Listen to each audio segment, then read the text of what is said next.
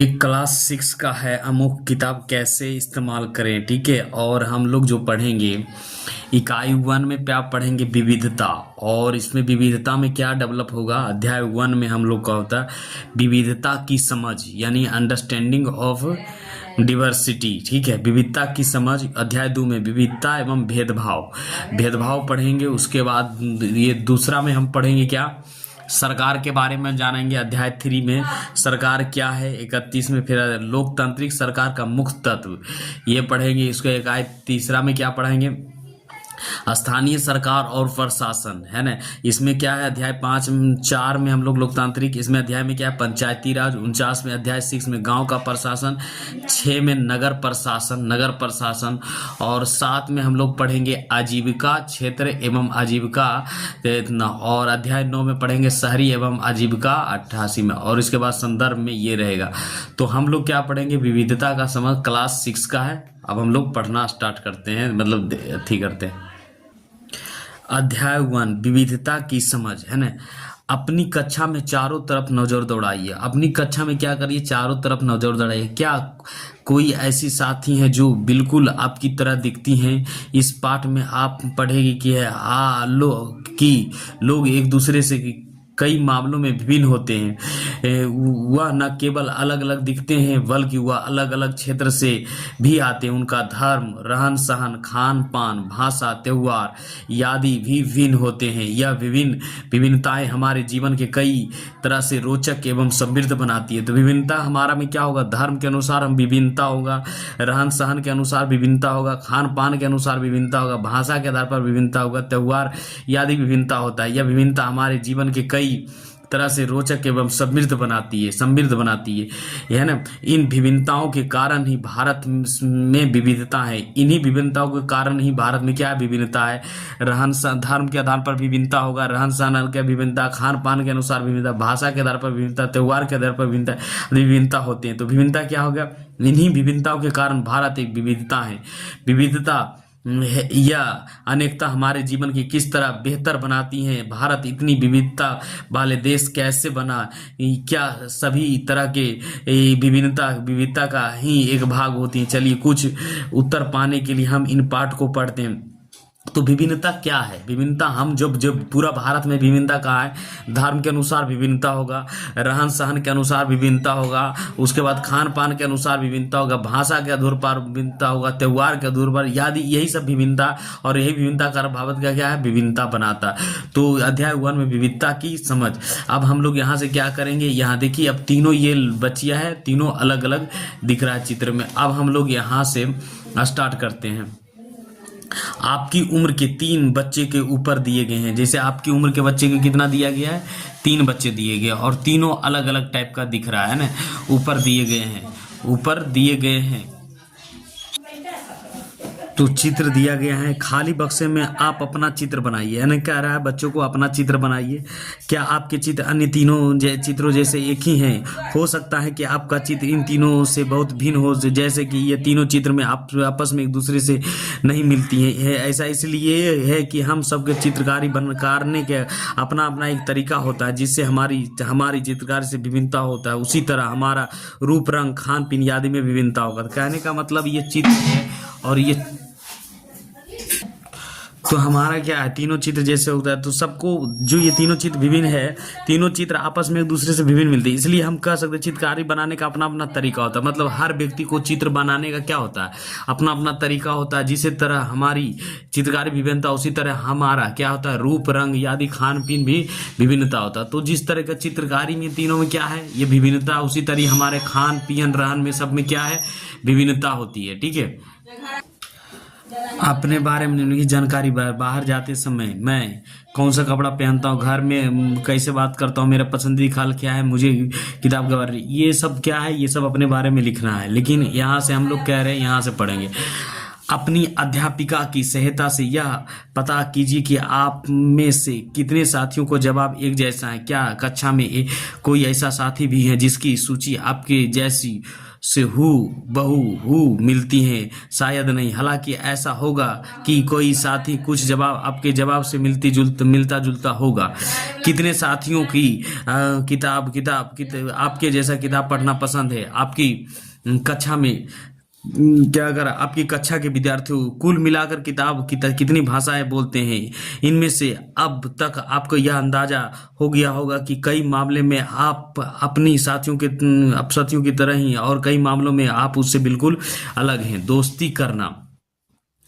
दोस्ती करना, क्या ऐसे इंसान से दोस्ती करना आपके लिए आसान होगा जो आपसे बहुत विभिन्न है? नीचे दी गई कहानियों पढ़ें और इस बारे में सोचें। नीचे एक कहानी दिया है, इसके बारे में सोचें, है ना। मैंने इस एक मजाक की तरह लिया। लेखक क्या कह रहा है? मैंने इसे एक मजाक की तरह लिया। मजाक जो कि फटे पुराने कपड़े पहने उस छोटे से लड़के के लिए था जो जनपद के भीड़ भाड़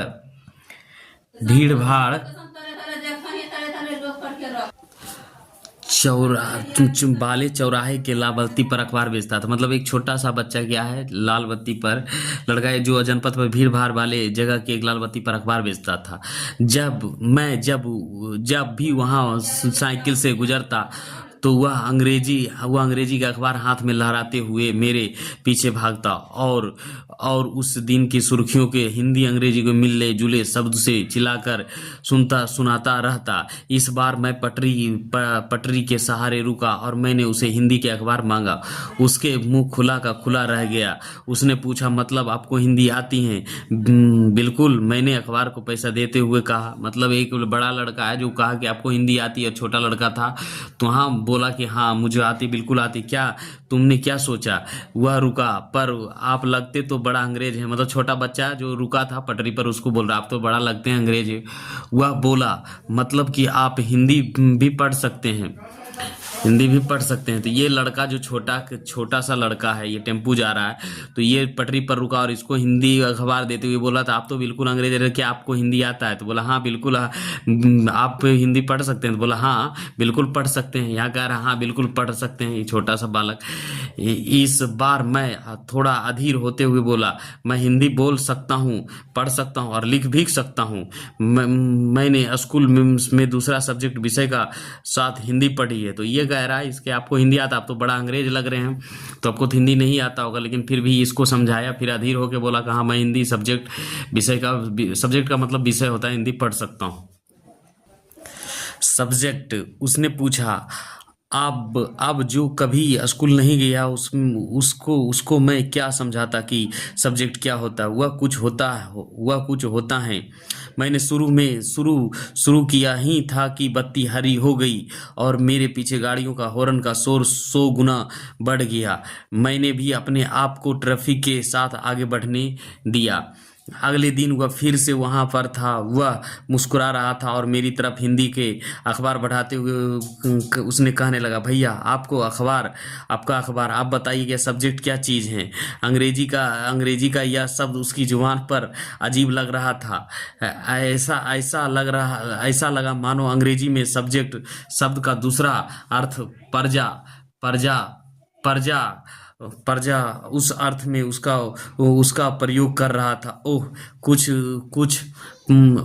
यह कुछ पढ़ाई लिखाई से संबंधित है, मैंने कहा। उसके बाद चूंकि बत्ती लाल हो गई थी, मैंने पूछा, तुम कभी स्कूल गए हो?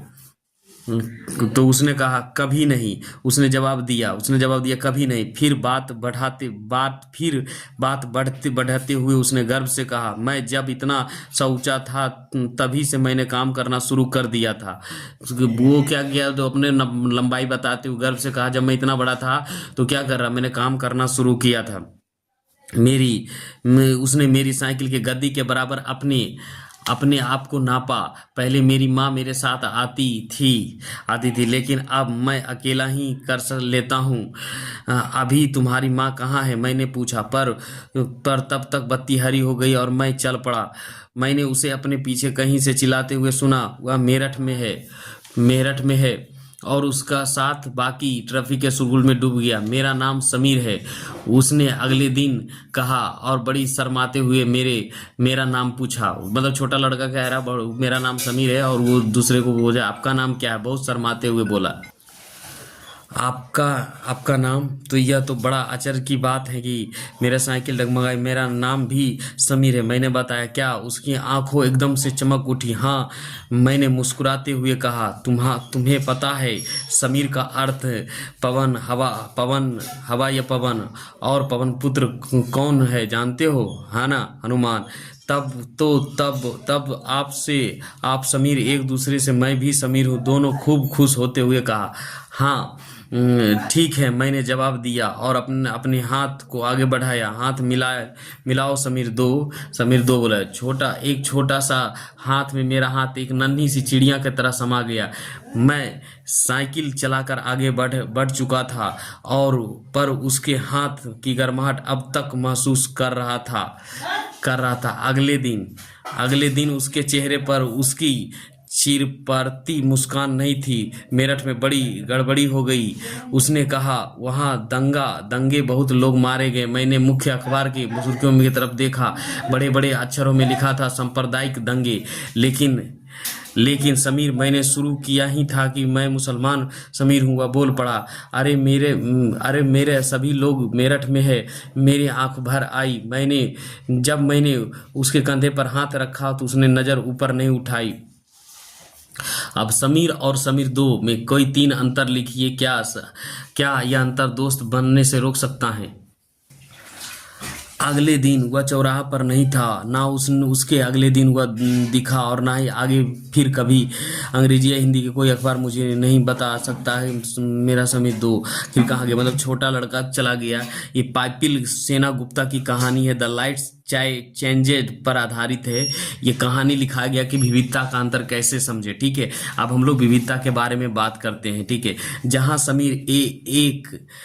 समीर एक को अंग्रेजी ज़्यादा अच्छी आती है, वहीं समीर दो हिंदी बोलता है, यानी छोटा लड़का हिंदी बोलता। हालांकि दोनों की भाषा अलग अलग है, फिर भी एक दूसरे से बात कर पाए उन्होंने इसके लिए प्रयास किया, क्योंकि उनके लिए बात करना महत्वपूर्ण था। समीर एक और समीर दो की धार्मिक एवं संस्कृति पृष्ठभूमि भी अलग हैं। जहां समीर एक हिंदू है, वहीं समीर दो मुसलमान दोनों में दोस्ती हुई, क्योंकि दोनों दोस्ती करना चाहते थे। खान पान, पहनावा, धर्म, भाषा आदि की यह विविधता का पहलू है। अपनी विविध धार्मिक और संस्कृतियों की पृष्ठभूमि के अलावा समीर एक और समीर दो कई अन्य मामलों में एक दूसरे से अलग हैं। क्या है? एक दूसरे से अलग हैं। अब क्या कह रहा है, उन त्योहारों को सूची बनाइए जो हो सकता है कि समीर एक और समीर दो मनाते हैं। एक समीर, दो समीर, क्या आप परिस्थितियों पर आप बता सकते हैं? तो ये किताबी भाषा है, यहाँ से हम लोग को नहीं करना है, हम लोग को करना है यहाँ से थे। उदाहरण के लिए समीर एक ने स्कूल में पढ़ाई की थी, जबकि समीर दो अखबार बेचता था। तो क्या कहता, समीर दो अखबार बेचता था। ठीक है, समीर दो का स्कूल जाने का मौका मिला ही नहीं। अपने इलाके में ऐसे कई लोग को देखे होंगे जो गरीब हैं और जिनकी भोजन, घर और कपड़े की जरूरत भी पूरी नहीं हो पाती। यह फर्क उस फर्क से अलग है जिसके बारे में हमने पहले पढ़ा। यह विविधता का रूप नहीं है। जैसे किसी को देखिए, किसी को आप गरीब है तो भोजन नहीं, कपड़ा नहीं, तो ये विविधता का रूप नहीं है। ये गैर बराबरी, ये क्या है? ये विविधता का रूप नहीं है, बल्कि ये गैर बराबरी का रूप है। मतलब ऊंच नीच का रूप है ना, रूप है। इसका मतलब है कि कुछ लोग के पास ना तो अवसर है, ना ही जमीन है या पैसा है जैसे संसाधन है जो दूसरे के पास है। इसलिए गरीबी और अमीर विविधता का रूप में नहीं आता। तो अमीरी और गरीबी जो है विविधता का रूप नहीं ले सकता। यह लोगों के बीच मौजूद असमानता यानी गैर बराबरी मतलब असमानता, उच्च नीच का भेदभाव कराती है ना। जाति व्यवस्था असमानता का एक और उदाहरण है। असमानता उच्च नीच का भेद कौन करवाता है? जाति हमें उच्च नीच का भेद भेदभाव करता है। यह अमानता जाति क्या है? अमानता भेदभाव। इस व्यवस्था में समाज के अलग अलग समूहों में बांटा गया है। जाति में व्यवस्था क्या है? एक ऊंच नीच की यानी असमानता के इसमें अलग अलग समूहों में बांटा गया। इस बंटवारे के आधार है कि लोग किस किस तरह के काम करते हैं। इस क्या है? किस तरह के काम करते हैं। लोग जिस जाति में पैदा होते हैं उसे बदल नहीं सकते। उदाहरण के लिए, अगर आप कुम्हार के घर में पैदा हो गए तो आपकी जाति कुम्हार ही जाति हो और आप बस वही बन सकते हैं। कई व्यक्ति जाति से जुड़ा अपने पेशा भी नहीं बदल सकता है। यह आज़ादी के पहले होता था, अब बदल सकते हैं। इसलिए उस ज्ञान के अलावा किसी अन्य ज्ञान के हासिल करना जरूरी नहीं समझ सकता था। इससे गैर बराबरी पैदा हुआ, इसमें गैर बराबरी पैदा हुआ। आप इसके बारे में अगले पृष्ठ में पढ़ेंगे। विविधता हमारे जीवन के कैसे समृद्ध करती हैं। जैसे समीर 1 और समीर 2 दोस्त बने, ठीक वैसे ही आपकी भी सहेली होगी जो आपसे बहुत अलग होगी। आपने शायद उनके घर में अलग अलग तरह के खाना खाया होगा, उनके साथ अलग अलग त्यौहार मनाए होंगे, उनके कपड़े पहने कर देखे होंगे और थोड़ी बहुत की भाषा भी सीखी होगी। आपको शायद तरह तरह के जानवर, रानियां, साहसी घटनाओं की या भूत की कहानियां पसंद होगी संभवतः, या आपको खुद कहानियां बनाना भी पसंद होगा। एक अच्छी कहानियां पढ़ने से हमेशा खुशियां मिलती हैं। कितनी बड़ी बात लिखा है, एक अच्छी कहानियां पढ़ने से हमेशा खुशी मिलती है। उसके पढ़कर और ज़्यादा कहानियां बनाने के लिए नए नए विचार मिलते हैं। जो लोग कहानियां लिखते हैं वह विभिन्न स्रोतों, किताब, वास्तविक जीवन और कल्पनाओं से प्रेरणा होता है। कहानियाँ क्या होता है? जो कहानियाँ होता है जो लिखते हैं विभिन्न स्रोतों से होता है। किताब से होता है, वास्तविक जीवन और कल्पना जीवन, तीनों चीज़ से होता है। वास्तविक जीवन, कल्पना का जीवन और विभिन्न स्रोत किताबों से भी होता है। ये कहानियां इसी तरीके से फिल्म में भी होता है, किताबी होता है, वास्तविक जीवन और कुछ कल्पना भी डाला जाता है। ठीक है, उसके बाद कुछ लोग जंगल में जानवर को नजदीक रहे और उन्हें जानवरों की दोस्ती एवं लड़ाई के बारे में कहानियां लिखी। कुछ अन्य लोग राजा रानियों की विविधता पढ़ा और पढ़कर प्यार और सम्मान के किस्से लिखे। कुछ ने अपने बचपनों की यादों में गोते लगाए, स्कूल और दोस्तों के मधुर यादों से निकलकर कुछ साहस का कहानियां लिखी। कल्पना कीजिए कि जिसकी कहानियां आपने सुनी या पढ़ी उनके सभी कहानीकार। मान लीजिए कि आप एक चित्रकार या कहानीकार है जो हर जगह पर रहती हैं। ऐसी जगह जीवन पर एक कहानियां लिखी या चित्र बनाई। क्या आपने सोचते हो कि ऐसी जगह में रहना मजा आएगा? उन 5 चीज़ों की सूची बनाए जो आपकी कमी, ऐसी चीज़ें जो सबसे ज़्यादा खेलेगी, है ना। यहाँ से यह कहानियाँ सुनने वालों को ऐसी जगह पर रहना पड़े जहाँ केवल 2 ही रंग के कपड़े पहनते हो, लाल एवं सफ़ेद। कुछ तरह के खाने खाते हो, शायद आलू। समान रूप से केवल 2 पशु पक्षी को पालते हो, उदाहरण के लिए हिरन और कौआ। और केवल 2 सांप सीढ़ी खेल से अपना मनोरंजन करते हो। ऐसी जगह रहकर वह कैसी कहानियाँ लिख पाएगा? भारत में विविधता। भारत विविधताओं का देश है। भारत कैसा देश है? विविधताओं का। हम विभिन्न भाषा बोलते हैं, विभिन्न प्रकार के खाना खाते हैं, अलग अलग त्यौहार मनाते हैं और विभिन्न धर्मों के पालन करते हैं। लेकिन गहराई से सोचे तो वास्तव में हम सब एक ही तरह के चीज करते हैं, केवल हमारे करने का तरीका अलग अलग होता है। हमें विविधता कैसे समझे? करीब 200 वर्ष पहले जब रेल, हवाई जहाज, बस और कार हमारे जीवन का एक हिस्सा नहीं था, तब भी लोग संसार के एक भाग से दूसरे भाग की यात्रा करते थे।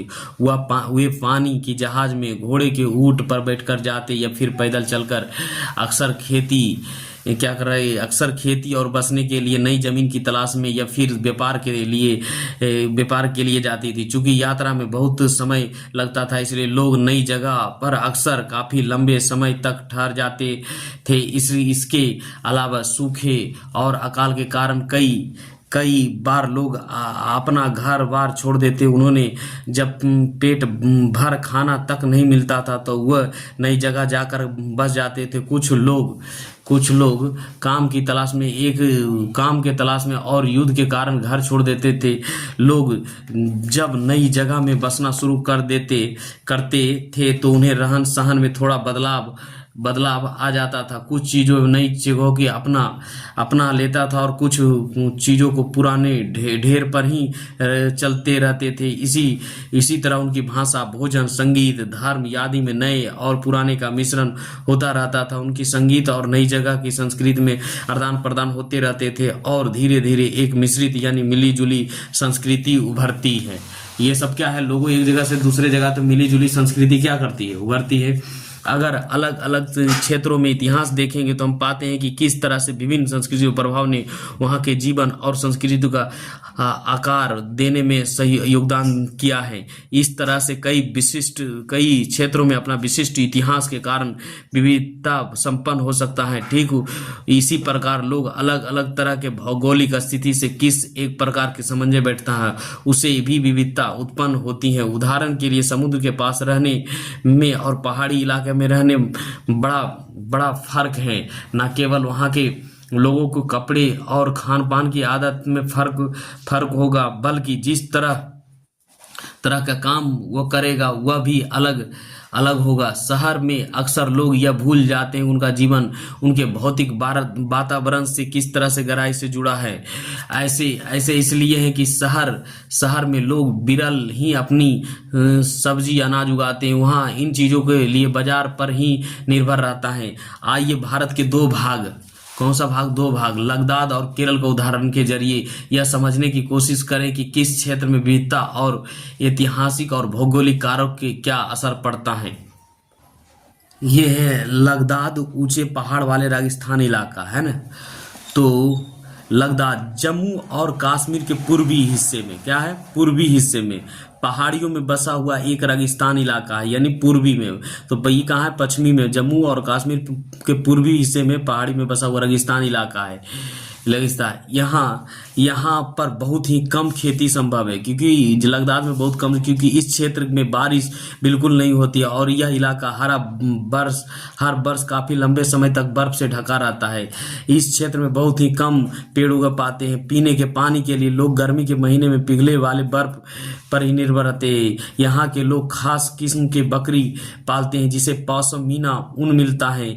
यह ऊन कीमती है, इसलिए पश्मीना शाल बड़ी महंगी होती है। लद्दाख के लोग बड़ी सावधानी से इस ऊन को इकट्ठा करके पश्मीना के व्यापारी को बेच देता है। मुख्यतः कश्मीर में ही पश्मीना शाल बुनी जाती है।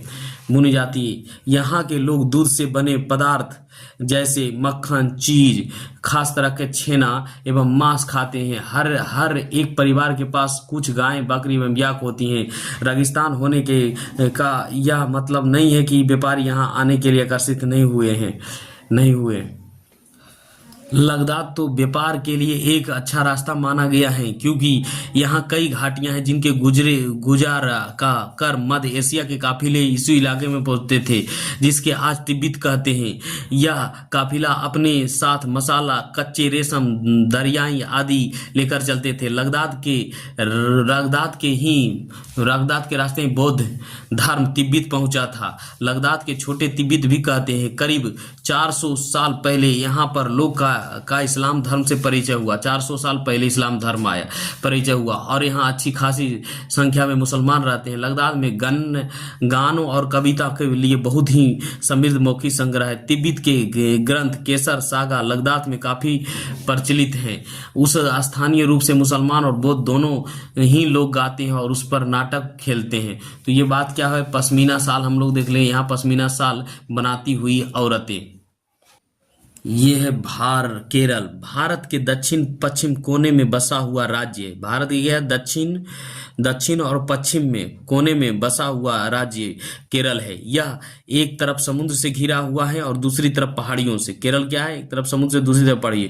इन पहाड़ियों पर विविध प्रकार के मसाले जैसे काली मिर्च, लौंग, इलायची आदि उगाए जाते हैं। इन मसालों के कारण यह क्षेत्र व्यापारी के लिए बहुत ही आकर्षक बना है।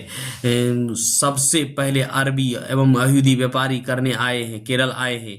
ऐसा माना जाता है कि ईसा मसीह के धर्म दूत संत थॉमस लगभग 2000 साल पहले यहाँ आए। भारत में ईसाइयों धर्म लाने के श्रेय उन्हीं को जाता है। अरब से कई व्यापारी यहाँ आकर बस गए। इब्न बतूता ने जो करीब 700 साल पहले यहाँ आए, अपनी यात्रा विभिन्न में मुसलमानों क्या मुसलमानों के जीवन के विवरण देते हुए लिखा है कि मुसलमान समुदाय के यहाँ बड़ी इज्जत थी। वास्को डी गामा पानी के जहाज से यहाँ पहुंचे तथा पुर्तगालियों ने यूरोप से भारत तक की समुद्री रास्ते जाना। इन्हीं सभी ऐतिहासिक प्रभाव के कारण केरल के लोग विभिन्न धर्म के पालन करता है, जिन्हें यहूदी, इस्लाम, ईसाई, हिंदू एवं बौद्ध धर्म शामिल है। यहाँ चीन के व्यापारी भी केरल आए हैं। यहाँ पर मछली पकड़ने के लिए जो जाल इस्तेमाल किया जाता है वह चीनी जाल है, से हू बहू मिलता है और उन्हें चीनी वाला कहते हैं। तलने के लिए लोग जो बर्तन इस्तेमाल करते हैं उसे चीनी तलचट्टी कहते हैं। इसमें चीनी शब्द का इस्तेमाल बात को इशारा करते हुए उसकी ती कहाँ हुई होगी। केरल की उपजाऊ जमीन और जलवायु चावल की खेती के लिए बहुत उपयुक्त हैं और वहाँ के अधिकतर लोग मछली, सब्जी और चावल खाते हैं। जहाँ केरल और लद्दाख की भौगोलिक स्थिति एक दूसरे से बिल्कुल विभिन्न है, वहीं हम यह भी देखते हैं कि दोनों क्षेत्र में इतिहास में एक ही प्रकार के संस्कृति प्रभाव है। दोनों ही क्षेत्र में चीनी और अरब से आने वाले व्यापारियों ने प्रभावित किया है। जहाँ केरल की भौगोलिक स्थिति ने मसालों की खेती संभव बनाई, वहीं लद्दाख के विशेष भौगोलिक स्थिति को और उनके व्यापारियों को अपनी ओर खींचा है। इस तरह से पता चलता है कि किसी भी क्षेत्र का संस्कृति जीवन का उसके इतिहास और भूगोल से प्राय गहरा रिश्ता होता है। विविधता संस्कृति का प्रभाव केवल बीते हुए कल की बात नहीं, हमारे वर्तमान जीवन का आधार ही काम के लिए एक जगह से दूसरी जगह जाना है। हर एक कदम के साथ हमारी संस्कृति, रीति रिवाज और जीने का तरीका धीरे धीरे उसे नए क्षेत्र का हिस्सा बन जाता है जहां हम पहुंचते हैं।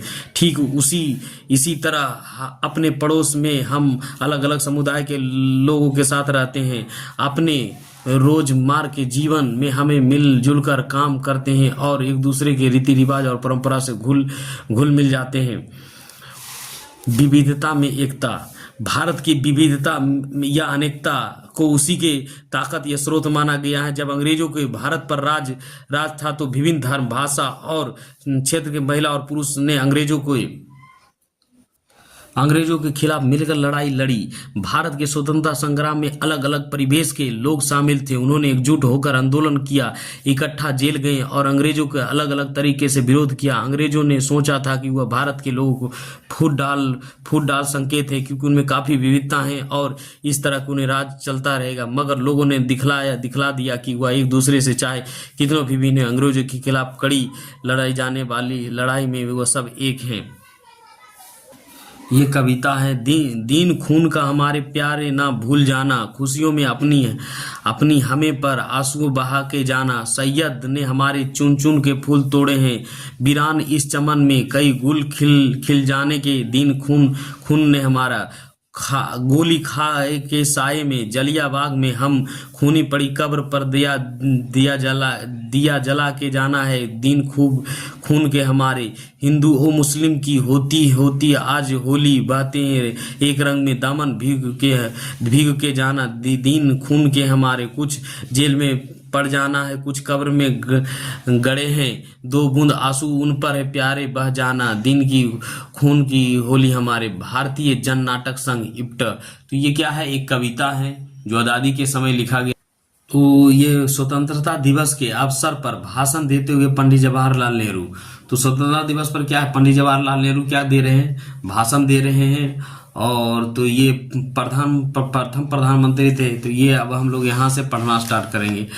यह गीत अमृतसर में हुए जलेबिया वाला बाग हत्याकांड के बाद गाया जाता था। इस हत्याकांड में एक ब्रिटिश जनरल ने उन पर शांतिप्रिय निहत्थे लोगों पर खुले आम गोलियां चलवाई थी, जो ये बाग में इकट्ठा होकर सभा कर रहे थे। महिला, पुरुष, हिंदू, मुस्लिम एवं सिख कितने सारे लोग थे जो अंग्रेजों के पक्षपातपूर्ण नीतियों के विरोध करने के लिए जमा हुए। उसमें से बहुत लोग की जाने गई और उसमें ज़्यादा घायल हुए। यह गीत उन शहीदों की याद में गाया गया था। स्वतंत्रता संग्राम के दौरान उभरे गीत और चिन्ह विविधता से प्रति हमारा विश्वास बनाए रखते हैं। क्या आप भारतीय झंडा की कहानी जानते हैं? स्वतंत्रता संग्राम के दौरान ही भारत के झंडे को परिकल्पना की गई थी। इस झंडे के सारा भारत लोगों ने अंग्रेजों के खिलाफ इस्तेमाल किया था। जवाहरलाल नेहरू ने अपनी किताब भारत की खोज में लिखा कि भारत एकता कोई बाहर से थोपी हुई चीज नहीं है, बल्कि यह बहुत ही गहरी है। इसके अंदर अलग अलग तरह के विश्वास हैं और प्रथा के स्वीकार करने की भावना है। इसमें विविधता का पहचान और प्रोत्साहित किया जाता है। यह नेहरू ही थे जिन्होंने भारत की विविधता को वर्णन करते हुए अनेकता में एकता का विचार हमें दिया। रविन्द्रनाथ टैगोर द्वारा रचित हमारा राष्ट्रगान ही भारतीय एकता का ही एक अभिव्यक्ति है। राष्ट्रगान किस तरह से एकता का वर्णन करते हैं, इसे अपने शब्दों में लिखें। अब ये हमारा चैप्टर यहीं अंत हो गया।